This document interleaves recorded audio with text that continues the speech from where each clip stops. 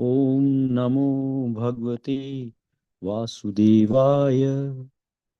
ओम नमो भगवते वासुदेवाय। ओम नमो भगवते वासुदेवाय। मदेग बंधो मत संगिन मदगुरो मद महाधना मन निश्चाता मद भाग्य मद आनंद मोस्ते। नारायणं नमस्कृत्यं नरं चैव नरोत्तमं देवीं सरस्वतीं व्यासं ततो जयम् उदीरयेत्। नष्टप्रायेषु अभद्रेषु नित्यं भागवत सेवया भगवती उत्तम श्लोके भक्तिर्भवति नैष्टिकी। मूकं करोति वाचालं पंगुं लंघ्यते गिरिं यत्कृपा तम अहं वन्दे परमानंद माधवम्। कृष्णाय वासुदेवाय देवकी नंदनाय च नंदगोप कुमाराय गोविंदाय नमो नमः। नमः पंकजनाभाय नमः पंकजमालिने नमः पंकजनेत्राय नमस्ते नमस्ते पंकज जाग्रहे पंकजांग्रहे। हरे कृष्ण कृष्ण कृष्ण हरे हरे हरे राम राम राम हरे हरे। हरे कृष्ण माता जी। हरे कृष्ण प्रभु जी।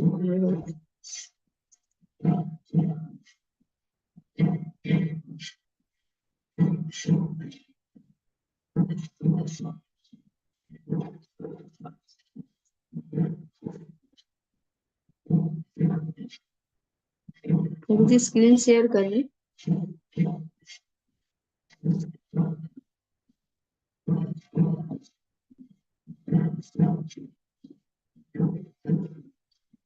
हरे कृष्ण जयप्रकाश प्रभु जी। कर रहा हूँ बताइए।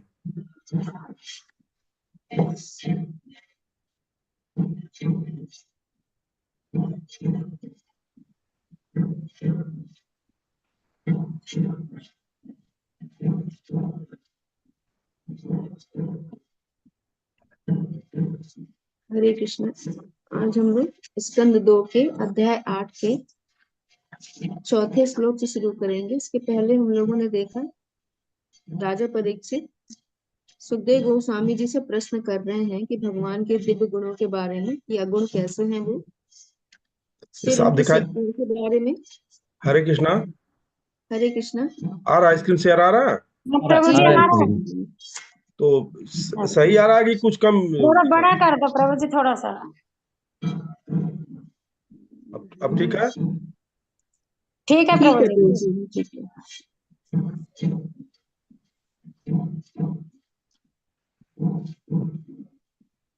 आज हम लोग चौथे श्लोक से शुरू करेंगे। जो लोग पढ़ना चाह रहे हैं वो लोग हैंड रेस कर लीजिएगा। बिमला माता जी शुरू कीजिएगा। हरे कृष्णा माता जी, सबको दंड प्रणाम। दंड प्रणाम। सुनवतः श्रद्धया नित्यं गुणातश्चेष्टितं कालेनाति दीर्घणे भगवान विशते हृदि। जो लोग नियमित रूप से श्रीमद् भागवत सुनते हैं और इसे अत्यंत गंभीरता पूर्वक ग्रहण करते हैं, उनके हृदय में अल्प समय में ही भगवान श्री कृष्ण प्रकट हो जाते हैं। तात्पर्य: सस्ते भक्त या भौतिकवाद में ग्रस्त भक्त आवश्यक योग्यताएं न होते हुए भी भगवान को साक्षात देखने के लिए बहुत अधिक लालित रहते हैं। ऐसे निम्न कोटि के भक्तों को यह जान लेना चाहिए कि भौतिक आसक्ति तथा भगवान का साक्षात्कार एक साथ नहीं रह सकते। यह ऐसी यांत्रिक प्रक्रिया नहीं है कि परमेश्वर भागवत वाचक निम्न कोटि के भौतिकवादी छद भक्तों के लिए यह कार्य कर सके। ये पेशवर लोग ऐसा करने में अक्षम है, क्योंकि न तो उन्हें आत्म साक्षात्कार हुआ रहता है और न ही श्रोताओं की मुक्ति में उनकी कोई अभिरुचि होती है। वे तो अपनी गृहस्थी बनाए रखकर अपने पैसे से कुछ भौतिक लाभ उठाना रुचि रखते हैं और राजा परीक्षित को केवल स्वतः बताते हैं कि लोग भौतिक लाभ उठाने में रुचि रखते हैं। महाराज परीक्षित को केवल 7 दिन जीवित रहना था, किंतु दूसरों के हित में वे स्वतः बताते हैं कि लोग श्रीमद् भागवत को नित्यम अपने प्रयास से तथा भक्ति पूर्वक सुने। इससे हृदय के भीतर श्री कृष्ण का शीघ्र दर्शन करने में उन्हें सहायता मिलेगी। किंतु छद भक्त अपनी सनक के अनुसार भगवान का दर्शन करने का बहुत इच्छुक रहता है। वह श्रीमद् भागवत को नित्य सुनने के लिए न तो कोई प्रयास करता है और न ही भौतिक लाभ की इच्छा से विरक्त हो पाता है। यह महाराज परीक्षित जैसे अधिकारी द्वारा संतुति विधि नहीं है, जिन्होंने श्रीमद् भागवत सुनकर उससे लाभ उठाया। हरे कृष्णा माता जी। हरे कृष्ण माता जी। हरे कृष्ण। हेमलता शर्मा माता जी नेक्स्ट पढ़िएगा।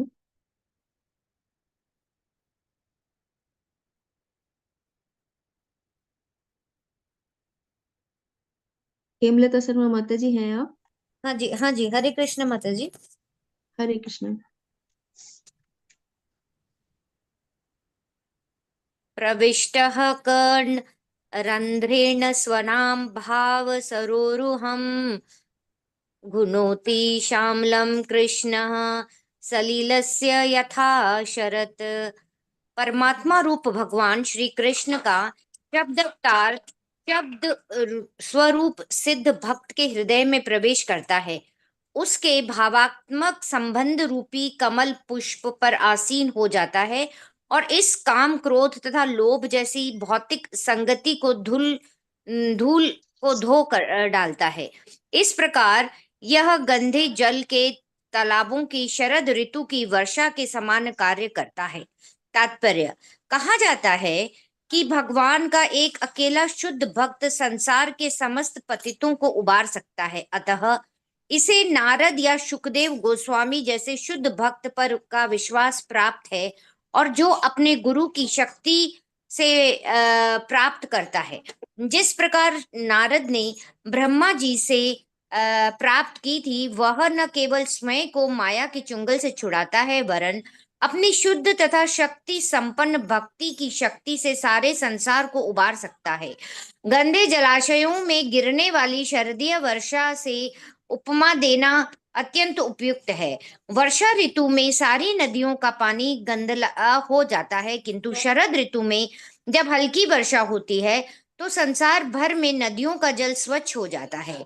किसी रसायन की अल्प मात्रा से शहरी जलाग्रह की तरह किसी छोटे जलाशय का जल स्वच्छ किया जा सकता है, किंतु ऐसे अल्प प्रयास से नदियों का जल स्वच्छ नहीं किया जा सकता। किंतु भगवान का शक्ति संपन्न शुद्ध भक्त न केवल अपने को उबार सकता है, वरन अपनी संगति से अनेकों को उबारता है।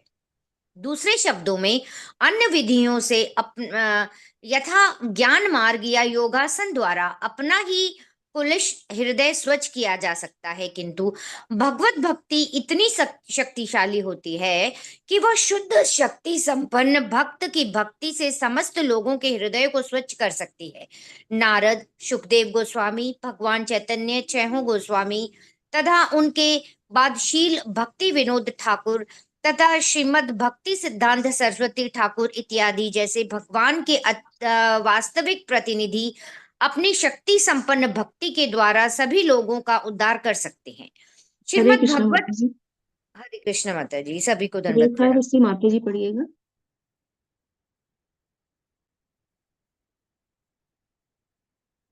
रेखावती माता जी हैं आप? हरे कृष्णा माता जी। हरे कृष्णा। हरे कृष्ण। श्रीमद् भागवतम को सुनने के सत प्रयासों द्वारा मनुष्य को श्री भगवान के साथ दास, सखा, वात्सल्य अथवा माधुर्य प्रेम के दिव्य भाव में अपने स्वाभाविक संबंध का बोध हो जाता है और इस प्रकार वे आत्म साक्षात्कार से वह तुरंत श्री भगवान की दिव्य प्रेमा भक्ति का भागी बन जाता है। श्री नारद मुनि जैसे समस्त शुद्ध भक्त न केवल स्वरूप सिद्ध आत्मा थे, वरन वे स्वतः स्फूर्त आध्यात्मिक प्रेरणा से उपदेश देने के कार्य में लगे रहते थे। इस तरह से माया के गुणों में फंसे अनेक हीन जीवों का उद्धार करते थे। वे इतने शक्ति संपन्न इसलिए हो सके क्योंकि नियमित रूप से श्रीमद् भागवत के सिद्धांतों का श्रवण एवं पूजन करते थे। हृदय में संचित हो चुकी भौतिक कामनाएं श्री भगवान के अपने प्रयासों से ऐसे कार्यों द्वारा स्वच्छ हो जाती है। श्री भगवान जीवों के हृदय में सदैव विद्यमान रहते हैं, किंतु वे जीव की भक्ति में सेवा से प्रकट होते हैं। ज्ञान के अनुशीलन या योग द्वारा हृदय की शुद्धि किसी एक व्यक्ति के लिए कुछ काल के लिए उपयुक्त सिद्ध हो सकती है, किंतु यह स्थिर जल की अल्प मात्रा को रासायनिक विधियों से स्वच्छ करने के समान है। इस प्रकार से शुद्ध किया जल मैल के कुछ काल तक तलछट बैठ जाने के कारण स्वच्छ रह सकता है, किंतु तनिक भी हिलाने पर पुनः गंदला हो जाता है। कहने का तात्पर्य यह है कि श्री भगवान की भक्ति में सेवा ही हृदय को सदा के लिए स्वच्छ बनाने की एकमात्र विधि है। अन्य विधियां भले ही कुछ समय के लिए ऊपर से श्रेष्ठ लगती हों, किंतु मन में विचलित होने से पुनः गंदले होने की आशंका रहती है। माया के चंगुल से छूटने के लिए सर्वोत्तम विधि यही है कि भगवत भक्ति के साथ ही नियमित रूप से श्रीमद् भागवतम का सदैव ध्यान पूर्वक श्रवण किया जाए। हरे कृष्णा माता जी, हरे कृष्णा। हरे कृष्ण, धन्यवाद माता। पवित्रा माता जी पढ़िएगा आगे श्लोक।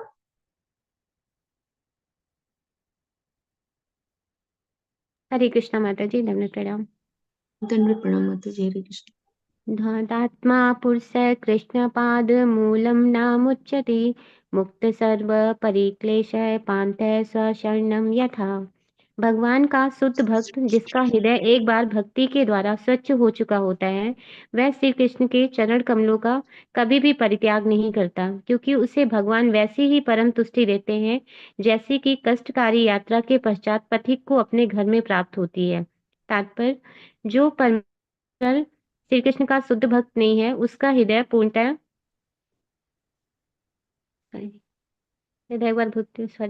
जो परमेश्वर श्री कृष्ण का शुद्ध भक्त नहीं है, उसका हृदय पूर्णतः स्वच्छ नहीं होता, किंतु पूर्णतः शुद्ध हृदय वाला व्यक्ति भगवान की भक्ति कभी नहीं छोड़ता।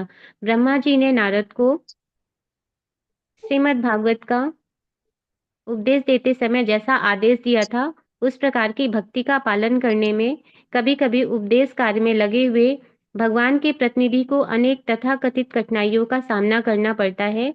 जगाई तथा मधाई नामक दो पतितों का उद्धार करते समय श्री नित्यानंद के साथ ऐसा ही हुआ।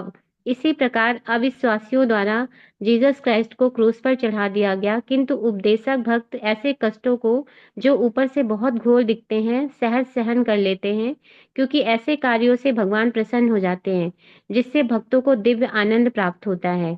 यद्यपि प्रहलाद महाराज को घोर यातनाएं सहनी पड़ी, तो भी उन्होंने भगवान के चरण कमलों में विस्मृत नहीं किया। इसका एकमात्र कारण यह है कि शुद्ध भक्त का हृदय इतना पवित्र होता है कि वह किसी भी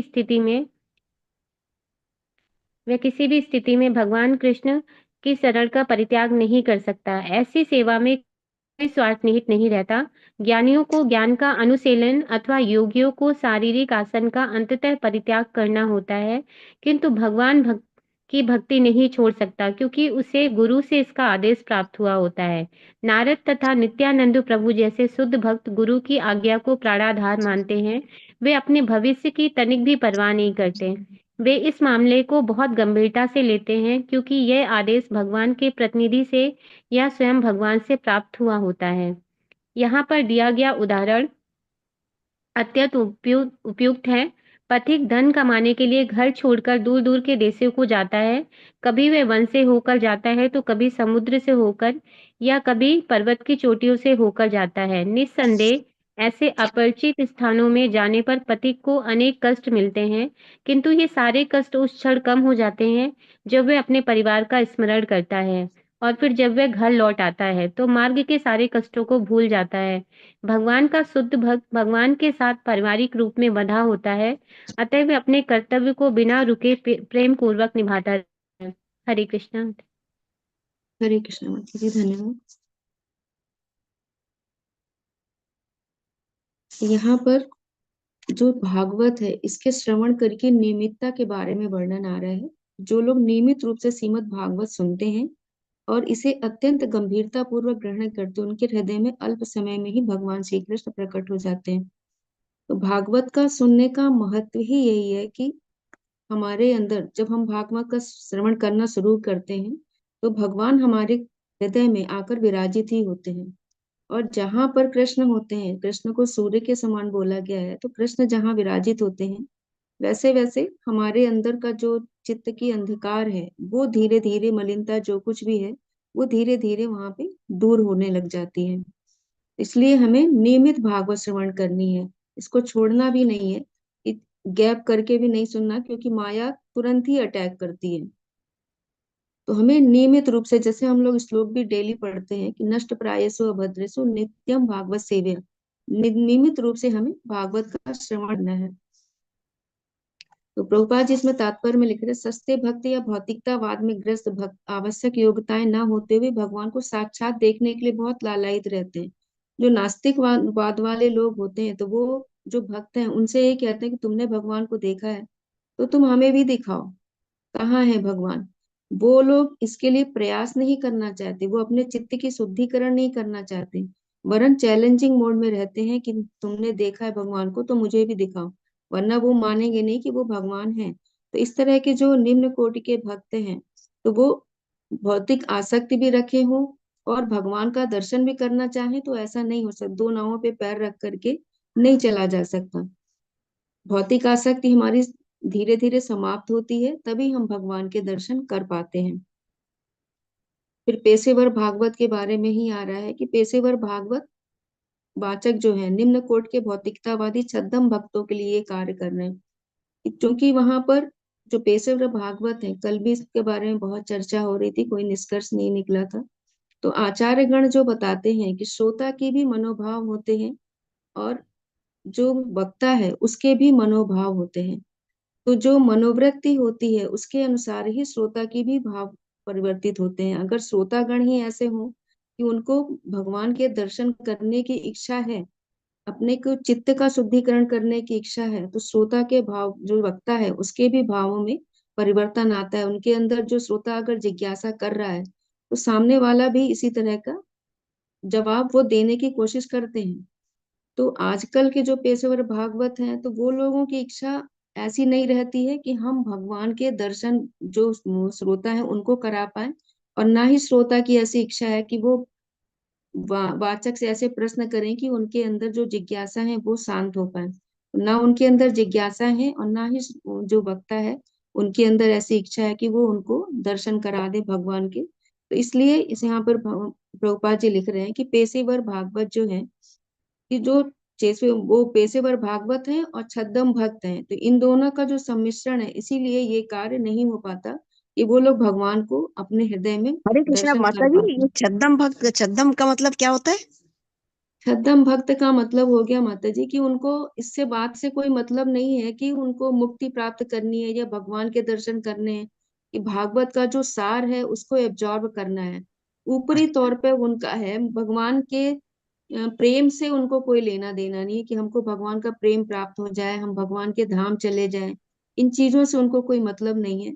ऊपरी तौर पे तो भक्त कहला रहे हैं कि वो हम 7 दिन का जो ये भागवत रख रहे हैं, मतलब दिखावटीपन रहता है। दिखावटीपन हो जाता है। बहुरूपीय, बहुरूपीय उसको बोला गया है शुद्ध हाँ, भाषा ये में। दम्भी, हाँ।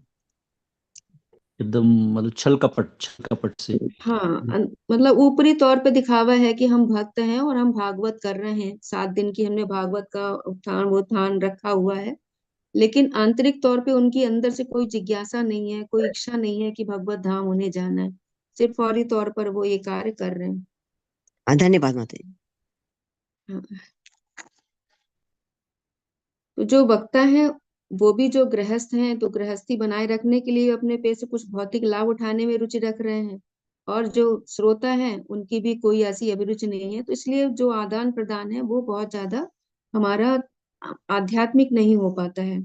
और महाराज परीक्षित का क्या था कि वो 7 दिन तक ही जीवित रहना है उनको, तो वो दूसरों के हित में स्वतः पूछ रहे हैं कि कैसे हमारा उद्धार होगा, किस तरह से हम, क्या हम सुने कि हम लोगों का भी उद्धार हो, और जो मरणासन व्यक्ति है उसके लिए क्या अच्छा है, वो क्या करे। तो उसके उनके अंदर में हृदय से ही जिज्ञासा है भगवान के बारे में श्रवण करने का, और भगवान का दर्शन करने की उनके अंदर एक जिज्ञासा है। 5वें श्लोक में बता रहे हैं कि परमात्मा रूप भगवान श्री कृष्ण का शब्द अवतार स्वरूप सिद्ध भक्त के हृदय में प्रवेश करता है, उसके भावात्मक संबंध रूपी कमल पुष्प पर आसीन हो जाता है।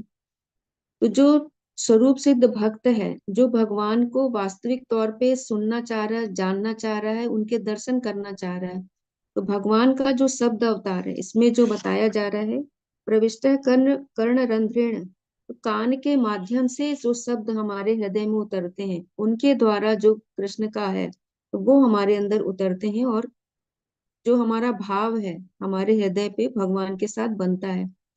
और इस प्रकार काम, क्रोध तथा लोभ जैसी भौतिक संगत की धूल को भी धूल डालता है। तो जब कृष्ण हमारे अंदर अवतरित होते हैं, कृष्ण विराजित होते हैं शब्दों के माध्यम से, जब शब्द हम भागवत के शब्द हमारे कान के माध्यम से हृदय में आए, तो वहां पर भगवान ही विराजित होते हैं, और भगवान जहाँ विराजित होते हैं, फिर काम, क्रोध, लोभ जैसी कोई भी ऐसी भौतिक जो गंदगी है, वो सब नहीं रह जाती। धीरे धीरे ये सारी चीजें साफ हो जाती हैं।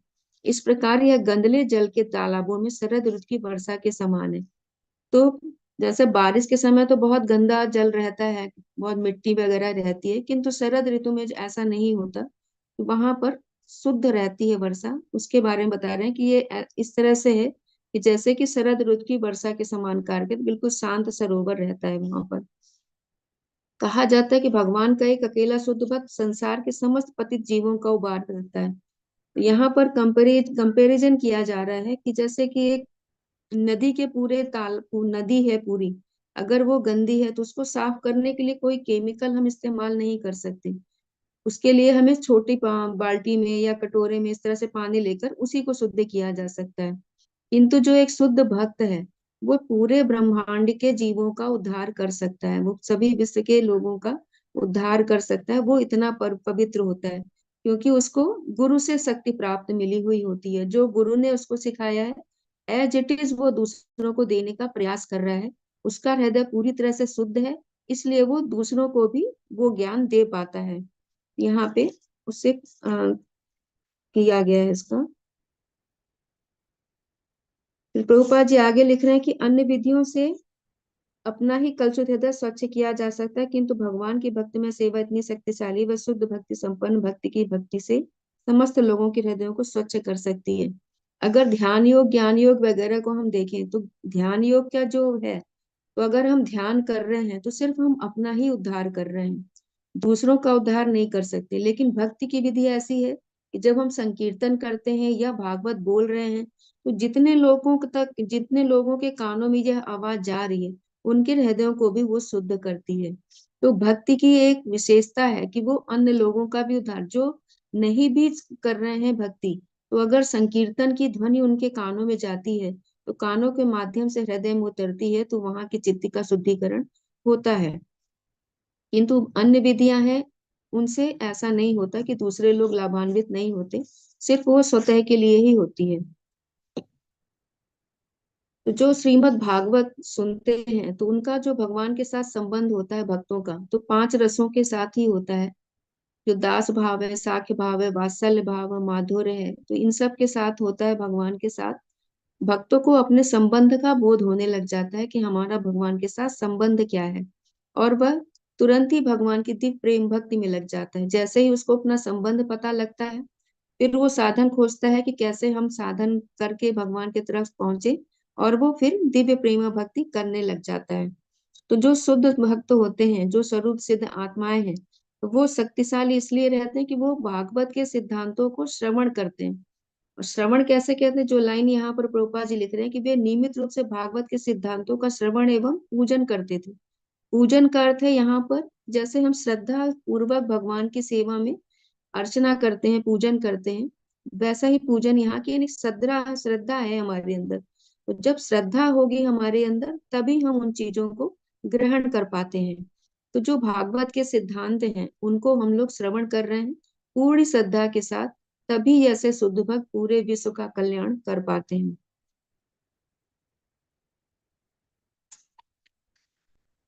फिर लास्ट में लिख रहे हैं कि अन्य विधियां भले ही कुछ समय के लिए ऊपर ऊपर से श्रेष्ठ हो, किंतु मन के विचलित होने से पुनः गंदले होने की आशंका बनी रहती है।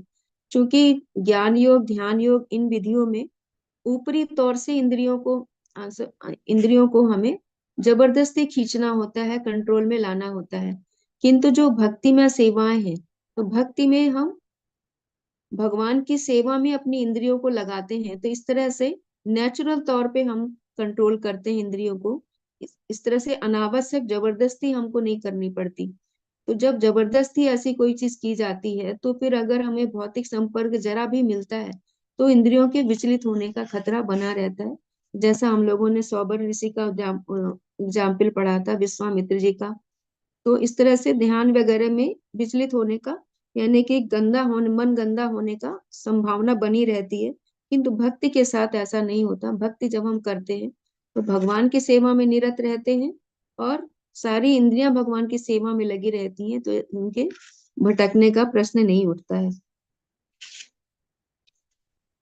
छठे श्लोक में बता रहे हैं कि भगवान का शुद्ध भक्त, जिसका हृदय एक बार भक्तिमय सेवा के द्वारा स्वच्छ हो चुका होता है, वह भगवान श्री कृष्ण के चरण कमलों का कभी भी परित्याग नहीं करता, क्योंकि उसे भगवान वैसी ही परम तुष्टि देते हैं जैसी कष्टकारी यात्रा के पश्चात पथिक को अपने घर में प्राप्त होती है। तो जो भगवान का शुद्ध भक्त होता है, वो भक्ति को एक बार समझ चुका होता है। उसके अंदर ये चीज आ चुकी होती है कि हाँ, भक्ति कितनी सुखमय है। तो वो फिर भगवान के चरणों को कभी भी नहीं छोड़ता, उसके कभी भी परित्याग नहीं करता। वो उसको हमेशा ही ऐसी परम तुष्टि प्रदान करता है। इसमें एग्जाम्पल ले रहे हैं कि जैसे बहुत कष्टकारी यात्रा के पश्चात एक पथिक को अपने घर में प्राप्त होती है। हम लोग भी जैसे यात्रा करके लौटते हैं, तो घर में पहुंचने के बाद हमें बहुत सुकून का अनुभव होता है। तो वैसे ही परम तुष्टि भक्त को भी प्राप्त होती है कि वो भगवान के चरण कमलों की ही सेवा करने में उसको आनंद आता रहता है। तो जो परमेश्वर श्री कृष्ण का शुद्ध भक्त नहीं है, उसका हृदय पूर्णतः स्वच्छ नहीं होता, किंतु पूर्णतः शुद्ध हृदय वाला व्यक्ति भगवान की भक्ति कभी नहीं छोड़ता। तो जो भगवान का शुद्ध भक्त नहीं है, तो वो भगवान के चरण कमलों को छोड़ सकता है, वो विचलित हो सकता है, वो किसी और की किसी और की वाणी से वो प्रभावित हो सकता है और दूसरी जगह जा सकता है। किंतु जिसका हृदय पूरी तरह से शुद्ध हो चुका है, भागवतम सुन रहा है, भगवत गीता का श्रवण कर रहा है, तो वो फिर भगवान के चरण कमलों को नहीं छोड़ता है। ब्रह्मा जी ने नारद को श्रीमद् भागवत का उपदेश देते समय जैसा आदेश दिया था, उसी प्रकार भक्ति में सेवा का पालन करने में कभी कभी उपदेश कार्य में लगे हुए भगवान के प्रतिनिधि को अनेक तथाकथित कठिनाइयों का सामना करना पड़ता है। यहाँ पर प्रभुपाद जी का एग्जाम्पल है कि प्रभुपाद जी ने बहुत कष्ट झेला अपने जब शुरुआती प्रवास के दरमियान विदेश यात्रा जब गए, तो जहाज में ही उनको 2 हार्ट अटैक आए। वहां पहुंचने के बाद भी काफी कष्टों का सामना करना पड़ा। 1.5 साल वो काफी परेशान रहे, तब जाकर के कुछ भक्त बने और फिर उनका प्रचार कार्य आगे। तो इस तरह के जो भगवान के प्रतिनिधि होते हैं, तो उनको अनेकों कठिनाइयों का सामना करना पड़ता है, किंतु लेकिन उनका जो कि शुद्ध हृदय रहता है, तो वो विचलित नहीं होते, इन चीजों से विचलित नहीं होते और भगवान के चरण कमलों की शरण कभी भी नहीं छोड़ते। इसी तरह एग्जाम्पल लिया है जगाई तथा माधाई का। तो जो नित्यानंद प्रभु हैं, तो नित्यानंद भगवान थे, उनको भी उन्होंने पत्थर मार दिया था, उनको भी कष्ट हुआ था। ईसा मसीह का एग्जाम्पल है, उनको क्रूस पर चढ़ा दिया गया था। तो इस ऐसे जो उपदेशक हैं, जो भगवान के जो वाणी है उसको प्रचारित करने में कैसा भी कष्ट आता है, लेकिन ये ऐसे जो भक्त हैं वो विचलित नहीं होते हैं, और ऐसे कार्यों से भगवान उन पर बहुत प्रसन्न रहते हैं और अपनी कृपा दिखाते हैं उनको। भगवान ही ऐसे जो कष्ट रहते हैं, वो ऐसी परिस्थितियां प्रकट करते रहते हैं, वो भक्त की जो दृढ़ता है उसको परखते रहते हैं कि ये और दृढ़ हो जाए, जिससे कि प्रचार कार्य उनका और अच्छे से हो पाएगा। फिर आगे है, भगवान के शुद्ध भक्त का हृदय इतना पवित्र होता है, वह किसी भी स्थिति भगवान कृष्ण की शरण का परित्याग नहीं कर सकता। ऐसी सेवा में कोई खुद का स्वार्थ निहित नहीं रहता। ज्ञानियों को ज्ञान का अनुशीलन तथा योगियों को शारीरिक आसन का अंततः परित्याग करना होता है।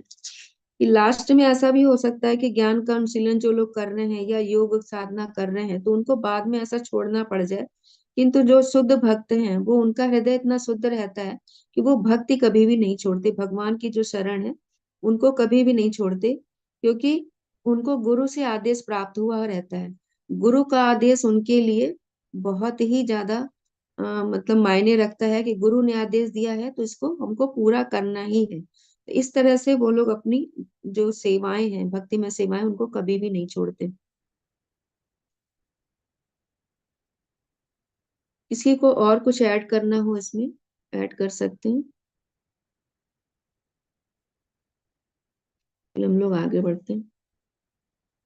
संजय प्रभु जी पढ़िएगा। हरे कृष्ण। हरे कृष्ण। यदधातुमतो ब्रह्मन् देहारम्भोऽस्य धातुभिः यदृच्छया हेतुना वा भवन्तो जानते यथा। हे विद्वान ब्राह्मण, दिव्य आत्मा भौतिक देह से पृथक है, तो फिर क्या उससे यानी आत्मा को अकस्मात ही देह की प्राप्ति होती है या किसी कारणवश? आपको ये ज्ञात है, अतः कृपया करके मुझे समझाइए। तात्पर्य: विशिष्ट भक्त होने के कारण महाराज परीक्षित गुरु शिष्य परंपरा से ब्रह्मा के प्रतिनिधि द्वारा श्रीमद् भागवतम सुनने के महत्व की पुष्टि से ही संतुष्ट नहीं होते, वरन वे श्रीमद् भागवतम के दार्शनिक आधार को भी स्थापित करना चाहते हैं। श्रीमद् भागवतम पूर्ण पुरुषोत्तम भगवान विषयक तत्व ज्ञान है, अतः किसी जिज्ञासु के मन में इसके विषय में जितने भी प्रश्न उठे उनका स्पष्टीकरण प्रामाणिक कथनों के द्वारा होना चाहिए। भक्तिमय सेवा के पथ का पथित ईश्वर तथा जीव की आध्यात्मिक स्थिति विषय समस्त जिज्ञासाओं अपने गुरु के समक्ष रख सकता है। श्रीमद् भगवद गीता का के साथ ही साथ श्रीमद् भागवतम से भी ये स्पष्ट है कि श्री भगवान तथा जीव गुणात्मक रूप से एक हैं। भौतिक संसार में बद्ध अवस्था में होने के कारण जीव भौतिक शरीर का निरंतर देहांतरण करता हुआ अनेक योनियों में जाता रहता है, किंतु श्री भगवान के अंश द्वारा शरीर धारण करने के कारण कौन कौन से हैं? महाराज परीक्षित आत्म साक्षात्कार के पथ तथा श्री भगवान की भक्ति में सेवा में अग्रसर होने वाले समस्त वर्गों के जीवों के लिए इस महत्वपूर्ण विषय के संबंध में जिज्ञासा व्यक्त कर रहे हैं। अप्रत्यक्ष रूप से इसकी पुष्टि होती है कि परम पुरुष अर्थात श्री भगवान शरीर का ऐसा भौतिक परिवर्तन नहीं करते। आध्यात्मिक दृष्टि से वे पूर्ण हैं और बद्ध जीवों के विपरीत उनके शरीर तथा आत्मा में कोई अंतर नहीं होता। मुक्त जीव तो सदैव श्री भगवान के साथ रहते हैं, श्री भगवान के ही समान होते हैं। केवल वे बद्ध जीव अपना शरीर परिवर्तित करते हैं जो मुक्ति की प्रतीक्षा में है, किंतु ये क्रिया सर्वप्रथम किस प्रकार प्रारंभ हुई? भक्तिमय सेवा की प्रक्रिया में प्रथम सोपान गुरु की शरण ग्रहण करना और फिर भक्ति के विषय में गुरु से जिज्ञासा करना है। ऐसी जिज्ञासा अनिवार्य है जिससे भक्ति मार्ग में होने वाले समस्त प्रकार के अपराधों का प्रतिरोध हो सके। महाराज परीक्षित की तरह भक्ति में स्थित होते हुए भी भक्त को आध्यात्मिक गुरु से इसके विषय में जिज्ञासा करनी चाहिए।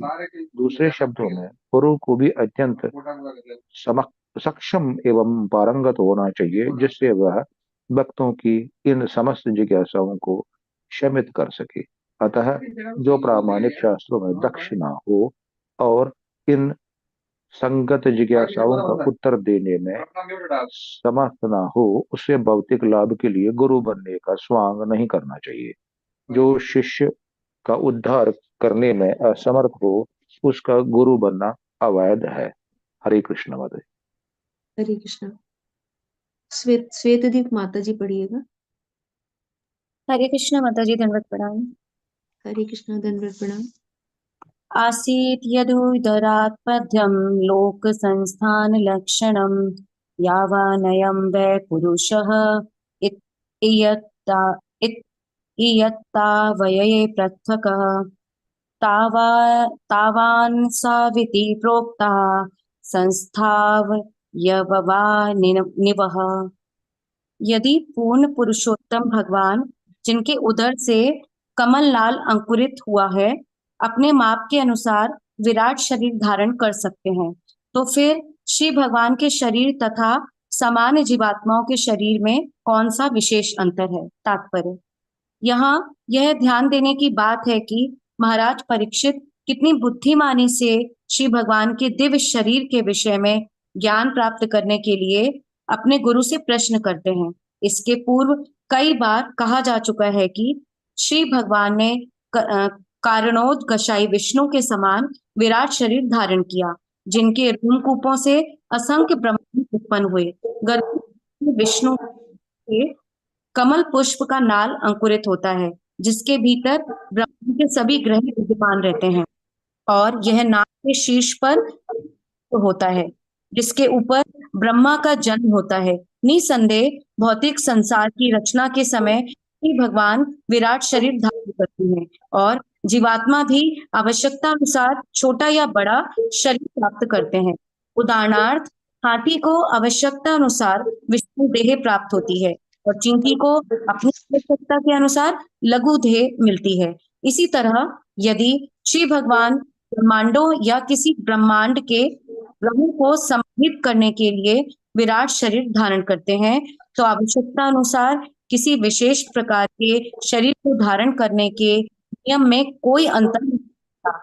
जीव तथा ईश्वर को केवल शरीर के आकार प्रमाप कारण पर विभेदित नहीं किया जा सकता। अतः इसका उत्तर पर निर्भर करता है कि श्री भगवान के शरीर का सामान्य जीव के शरीर की तुलना में विशिष्ट महत्व क्या है। हरे कृष्णा माता जी। हरे कृष्ण। फतेह रावत प्रभु जी पढ़िएगा। हरे कृष्ण माता जी। अज सृजति भूतानि भूतात्मा यदनुग्रहात् तदृश्येन तद्रूपम नाभि पद्म समुद्भव। ब्रह्मा जो किसी स्रोत से नहीं अपितु श्री भगवान की नाभि से प्रकट होने वाले कमल के फूल उत्पन्न हुए हैं, वे उन सब के सृष्टा है जो भौतिक रूप से जन्म लेते हैं। निसंदेह भगवत कृपा से ही ब्रह्मा श्री भगवान के स्वरूप को देख सके। तात्पर्य, ब्रह्मा प्रथम सजीव प्राणी है जो अज कहलाते हैं, क्योंकि उन्होंने भौतिक संसार में उत्पन्न किसी माता के गर्भ से जन्म नहीं लिया। वे श्री भगवान के कमल पुष्प रूपी शारीरिक विस्तार से सीधे प्रकट हुए थे। इस प्रकार यह स्पष्ट नहीं हो पाता कि श्री भगवान तथा ब्रह्मा के शरीर एक ही प्रकार के हैं या भिन्न भिन्न। इससे भी अच्छी तरह समझ लेना होगा, किंतु एक बात जो निश्चित है वह यह है कि ब्रह्मा श्री भगवान की कृपा पर पूर्णतः आश्रित थे, क्योंकि जन्म के पश्चात वे श्री भगवान की कृपा से ही जीवों को उत्पन्न कर सके थे और श्री भगवान का दर्शन कर सके थे। किंतु उन्होंने श्री भगवान के जिस रूप को देखा था वह ब्रह्मा जैसे गुण वाला था या नहीं, यह चकराने वाला प्रश्न है। इसलिए महाराज परीक्षित उसके उत्तर को श्रील सुखदेव गोस्वामी से स्पष्ट कर लेना चाहते थे। हरे कृष्ण माता जी। हरे कृष्ण। ज्ञानेंद्र माता जी पढ़िएगा। हरे कृष्णा माता जी। हरे सभी को कृष्ण। दंडवत प्रणाम। श्लोक नंबर 10। सा चापि यत्र पुरुषो विश्व स्थित अत्युद्भावाप्ययः मुक्त्वात्मात्मायां मायेशः शीते सर्वभूयशयः। कृपया उन भगवान के विषय में भी बताएं जो प्रत्येक हृदय में परमात्मा और समस्त शक्तियों के स्वामी के रूप में स्थित है, किंतु जिनकी बहिरंगा शक्ति उनका स्पर्श तक नहीं कर पाती। तात्पर्य, निश्चित रूप से ब्रह्मा ने भगवान के जिस रूप को देखा था वह दिव्य रहा होगा, अन्यथा वे बिना स्पर्श किए सृजनात्मक शक्ति पर किस प्रकार निर्भर रहे होते। ऐसा ज्ञात होता है कि वही पुरुष प्रत्येक जीवात्मा के हृदय में स्थित है। इसकी भी समुचित व्याख्या होनी चाहिए। आगे पढ़े माता जी। हाँ पढ़िएगा माता जी। पुरुषा वय लोकाः सपालाः पूर्वकल्पिताः लोकैर्मनुष्यावयवाः सपालैरिति शुश्रुम। हिंदी अर्थ है, हे विद्वान ब्राह्मण, इसकी पूर्व व्याख्या की गई थी कि ब्राह्मण के समस्त लोग अपने अपने लोकपालों को सहित विराट पुरुष के विराट शरीर को विभिन्न अंगों में ही स्थित है। मैंने भी सुना है कि विभिन्न लोकमंडल विराट पुरुष के विराट शरीर में स्थित माने जाते हैं, किंतु उनकी वास्तविक स्थिति क्या है, कृपा करके यह मुझे समझाइए। यावान कल्पो विकल्पो वा यथा कालो अनुमीयते भूत भव्य भवशब्द अर्युमानं च यतः सतः। अर्थ है, कृपा करके सृष्टि तथा प्रलय के मध्य की अवधि, कल्प तथा अन्य गौण सृष्टियों, विकल्प एवं भूत वर्तमान भविष्य शब्द से समुचित होने वाले काल के विषय में भी मुझे बताएं। साथ ही ब्रह्मांड के विभिन्न लोकों के विभिन्न जीवों तथा देवों, मनुष्यों इत्यादि की आयु की अवधि के विषय में भी मुझे बताएं। भूत तात्पर्य है भूत वर्तमान भविष्य, ये काल के विभिन्न अंश हैं जिनसे इस ब्रह्मांड पर इनकी सारी की सारी साध सामग्री में से, जिनमें से विभिन्न लोकों के विभिन्न प्राणी सम्मिलित हैं, जीवन की अवधि आयु सूचित होती है। हरे कृष्णा माता जी। यहीं पे रुकते हरे हैं। कृष्णा माता जी। धन्यवाद माता जी।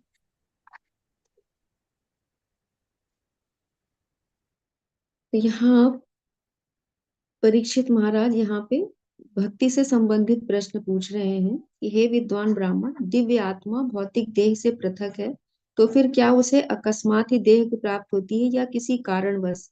आपको यह ज्ञात है, अतः कृपया करके मुझे समझाइए। तो चूंकि जीवात्मा भी भगवान का अंश होने के कारण दिव्य है, तो परीक्षित महाराज यही प्रश्न कर रहे हैं कि उन्हें बार बार ये भौतिक शरीर क्यों धारण करना पड़ता है, इसके बारे में उनका प्रश्न है। तो विशिष्ट भक्त होने के कारण महाराज परीक्षित शिष्य परंपरा से ब्रह्मा जी के प्रतिनिधि द्वारा श्रीमद् भागवत सुनने के महत्व की पुष्टि से ही संतुष्ट नहीं है, वरन वे श्रीमद् भागवत के दार्शनिक आधार को भी स्थापित करना चाह रहे हैं। तो जो तत्व ज्ञान है उनके बारे में वो जिज्ञासा कर रहे हैं कि जो भी उनके मन में प्रश्न है, वो सारे प्रश्न उनके सुखदेव गोस्वामी जी के सामने रख रहे हैं। यथा किसी जिज्ञासु के मन में इसके विषय में जितने भी प्रश्न उठे, उनका स्पष्टीकरण प्रामाणिक तत्वों के द्वारा होना चाहिए। तो अगर कोई भी जो भागवत श्रवण भागवत कह रहा है, उसको ये चाहिए कि जो भी उसके उत्तर हो तो वो प्रामाणिक शास्त्रों से ही होना चाहिए। प्रामाणिक जो आचार्य हैं उन्होंने जो कुछ बताया है उसके अनुसार ही होना चाहिए। तो भक्तिमय सेवा के पथ का पथिक ईश्वर तथा जीव की आध्यात्मिक स्थिति विषयक सारी जिज्ञासाएं अपने गुरु के समक्ष रख सकता है। तो ऐसा जो प्रामाणिक प्रतिनिधि है, जो कि प्रामाणिक शास्त्रों के आधार पर उनका उत्तर दे रहा है, तो जो भी भक्तगण हैं, जो भी जिज्ञासु हैं, उनके सामने ये जिज्ञासाएं कर सकते हैं। तो ऐसा नहीं है कि किसी के भी सामने हम प्रश्न करें और कोई भी हमें ऐसा उत्तर दे दे जिससे हम स्वतः ही भटक जाएं। तो हमें ये भी जानना आवश्यक है कि जो प्रामाणिक है, जो प्रामाणिक शास्त्रों से हमको एग्जाम्पल दे करके बता रहा है, तो वो ज्यादा श्रेयस्कर है हमारे लिए भी और उनके लिए भी। फिर इसमें जो जिज्ञासा कर रहे हैं कि बद्ध हम लोग तो भौतिक संसार में जितनी भी जीवात्मा है वो सब बद्ध अवस्था में है और भौतिक शरीर का उनके निरंतर देहांतरण हो रहा है।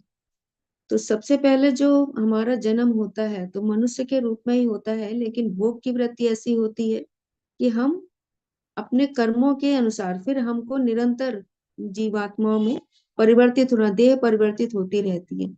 वहां से हम नीचे की स्टेज में आ जाते हैं और फिर भगवान कृपा करते हैं तो ये मानव का शरीर हमको मिलता है। तो वही यहाँ पर पूछ रहे हैं कि भगवान के अंश द्वारा शरीर धारण करने के कारण कौन कौन से हैं, क्या कारण है कि मनुष्य ये बार बार शरीर को धारण कर रहा है।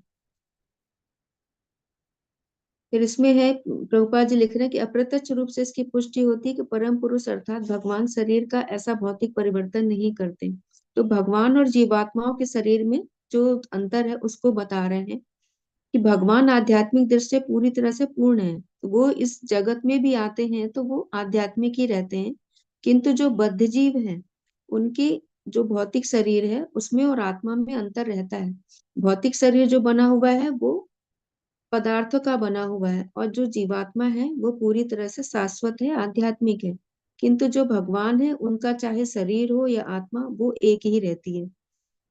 बद्ध जीव अपने शरीर बदलते हैं, किंतु जो भगवान है उनका शरीर परिवर्तन नहीं होता है, क्योंकि बद्ध जीव को अपनी मुक्ति की प्रतीक्षा रहती है कि मुक्ति प्राप्त करनी है, तो वो निरंतर अपने कर्मों के अनुसार वो शरीर बदलते रहते हैं। फिर लास्ट में प्रभुपाद जी लिख रहे हैं कि भक्ति योग में प्रथम सोपान गुरु की शरण ग्रहण करना, और फिर भक्ति के विषय में गुरु से जिज्ञासा करना। तो जो भगवत गीता में भी एक श्लोक आया है, तद विद्धि प्रणिपातेन परिप्रश्नेन सेव्या उपदेशयन्ति ते ज्ञान ज्ञानिनः तत्वदर्शिनः। तो गुरु के पास अगर हमारे अंदर सत्य को जानने की जिज्ञासा है तो हमें ऐसे प्रामाणिक गुरु के पास जाना है। तो पहले तो उनकी सेवा करना है, सेवा से उनको प्रसन्न करना है, फिर अपनी जिज्ञासाओं को उनको रखना है, क्योंकि सेवा से जब गुरु प्रसन्न होते हैं तभी वो हमको शास्त्रों के आधार पर हमें उत्तर देते हैं। तो जिज्ञासाएं अनिवार्य है, क्योंकि अगर संशय बना रहा होगा तो बने रहेगा तो हम आध्यात्मिक उन्नति नहीं कर पाएंगे, क्योंकि संशय हमको भक्ति के पथ से विस्मित भ्रमित कर सकते हैं। तो जिज्ञासाएं हमारी शांत होनी चाहिए, लेकिन प्रामाणिक गुरु से ही। भक्ति मार्ग में होने वाले समस्त प्रकार के अपराधों के प्रति निश्चेष्टा बनी रहे।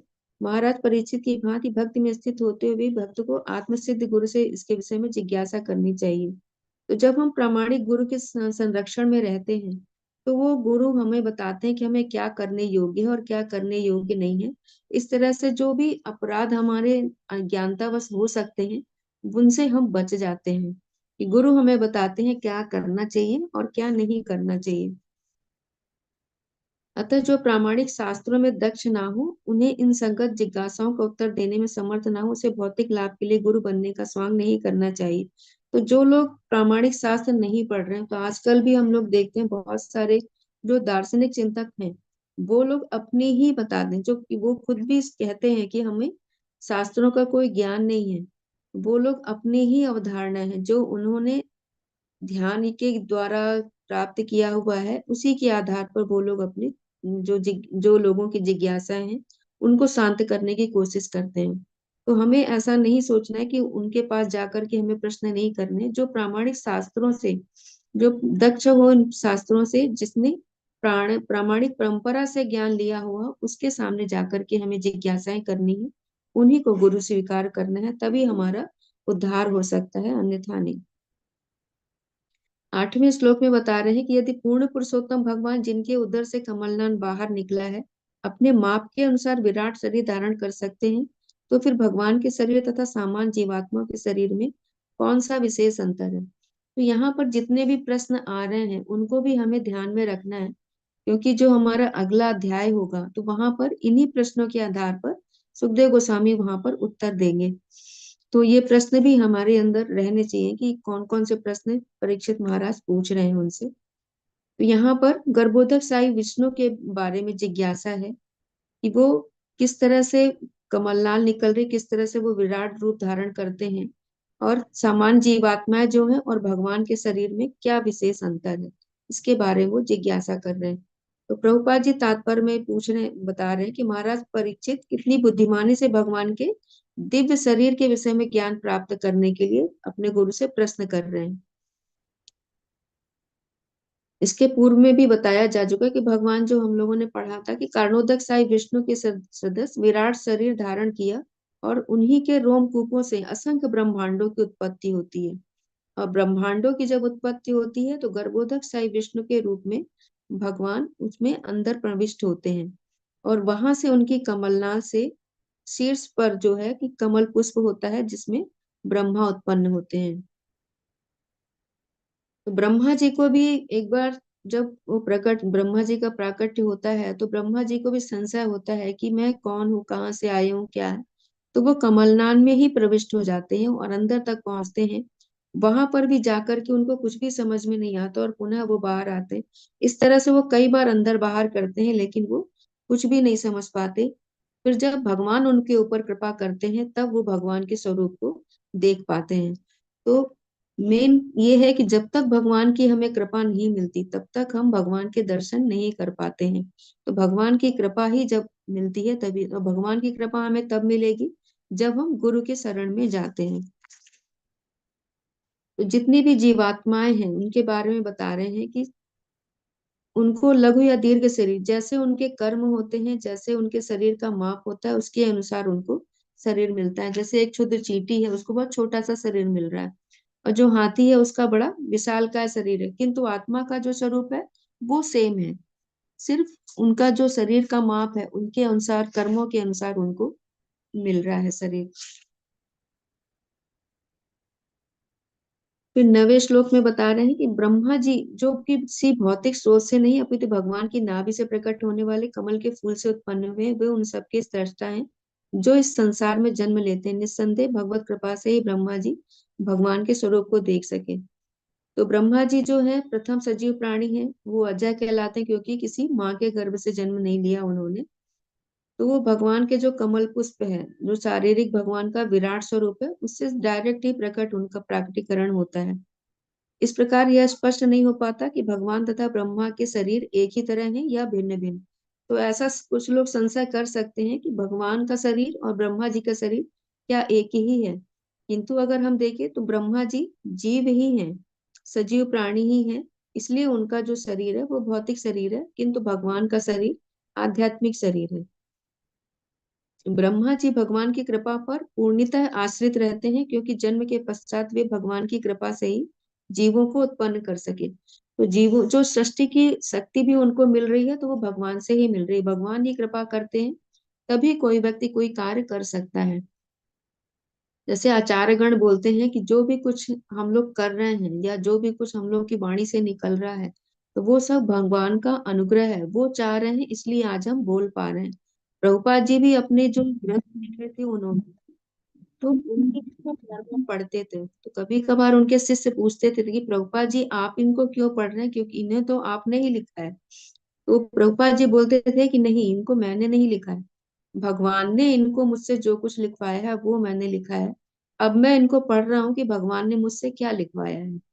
तो जितने भी शुद्ध भक्त होते हैं वो इसको अपनी बुद्धि नहीं बल्कि वो भगवान का अनुग्रह मानते हैं कि वो भगवान अनुग्रह कर रहे हैं, तभी हम ये कोई कार्य कर पा रहे हैं। 10वें श्लोक में बता रहे हैं कि कृपया उन भगवान के विषय में भी बताएं जो प्रत्येक हृदय में परमात्मा और समस्त शक्तियों के स्वामी के रूप में स्थित है, किंतु जिनकी बहिरंगा शक्ति उनका स्पर्श तक नहीं कर पाती। तो यहाँ पर क्षीरोदक साई विष्णु के रूप में है कि जो कि परमात्मा के रूप में सभी जीवों के हृदय में, सभी जो कण कण में वो विराजित हो रहे हैं, उनके बारे में पूछ रहे हैं। और ये भी बता रहे हैं कि जो बहिरंगा शक्ति है उनका स्पर्श नहीं कर पाती, यानी कि भगवान से ही ये त्रिगुणात्मक प्रकृति आ रही है और भगवान त्रिगुणात्मक प्रकृति से परे हैं, उनके बारे में यहाँ पर जिज्ञासा कर रहे हैं। तो 11वें श्लोक में है कि हे विद्वान ब्राह्मण, इसके पूर्व व्याख्या की गई थी कि ब्रह्मांड के समस्त लोग अपने अपने लोकपालकों सहित विराट पुरुष के विराट शरीर के विभिन्न अंगों में ही स्थित हैं। मैंने भी यह सुना कि विभिन्न लोक मंडल विराट पुरुष के विराट शरीर में स्थित माने जाते हैं। तो जितने भी लोग है जो कमलनाल है, तो वो विराट, पूरा भगवान का विराट रूप ही है। वो सारे लोग जो सत्य लोक से लेकर यानी ब्रह्म लोक से लेकर पाताल लोक तक उसी कमलनाल में ही सारे लोग रहते हैं। यहाँ पर उन्हीं के बारे में जिज्ञासा कर रहे हैं कि ब्रह्मांड के समस्त लोग अपने अपने लोक पालकों सहित विराट पुरुष के विराट शरीर के विभिन्न अंगों में ही स्थित है।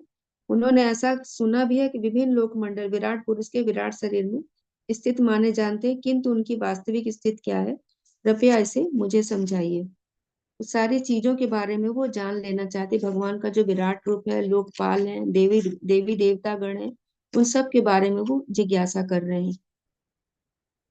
12वें श्लोक में भी यही है कि कृपा करके सृष्टि तथा प्रलय के मध्य की अवधि यानी कि जो कल्प है, सृष्टि का जो प्रारंभ है और अंत है, उसके मध्य की अवधि के बारे में पूछ रहे हैं। जो गौण सृष्टियां हैं उनके बारे में, भूत वर्तमान भविष्य इनके बारे में, जो काल है उनके विषय में, सभी चीजों के विषय में वो जिज्ञासा कर रहे हैं। साथ ही ब्रह्मांड के विभिन्न लोकों के विभिन्न जीवों यथा देवों, मनुष्य इत्यादि की आयु की अवधि के विषय में भी मुझे बताइए। सारी चीजों के बारे में जो हम लोगों ने सूक्ष्म रूप से आगे पहले पढ़ा था, अब वो डिटेल जानना चाह रहे हैं कि विस्तार में अब उनको जानने की इच्छा हो रही है। तो आज हम लोग यहीं पे रुकते हैं। किसी की कोई जिज्ञासा है या कुछ ऐड करना चाह रहे हैं तो कर सकते हैं इसमें।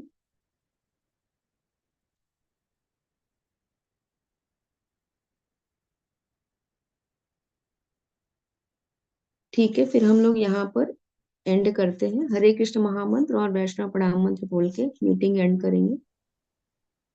कृष्णा कृष्णा हरे कृष्णा हरे हरे हरे कृष्णा हरे कृष्णा कृष्ण कृष्ण हरे हरे, हरे राम राम राम वाञ्छा कल्पतरुभ्यश्च कृपा सिन्धुभ्य एव च पतितानां पावनेभ्यो वैष्णवेभ्यो नमः। श्रील प्रभुपाद की जय। सभी वैष्णव भक्तवृंद की जय। निताई गौर प्रेमानंद। हरि हरि बोल। श्री श्री राधा रमण बिहारी की जय। सभी भक्तों को दंडवत प्रणाम। हरे कृष्ण। प्रणाम। हरे हरे कृष्णा माता जी। सभी को सभी दंडवत भक्तों को प्रणाम। प्रणाम प्रणाम। हरे कृष्णा सब भक्तों को।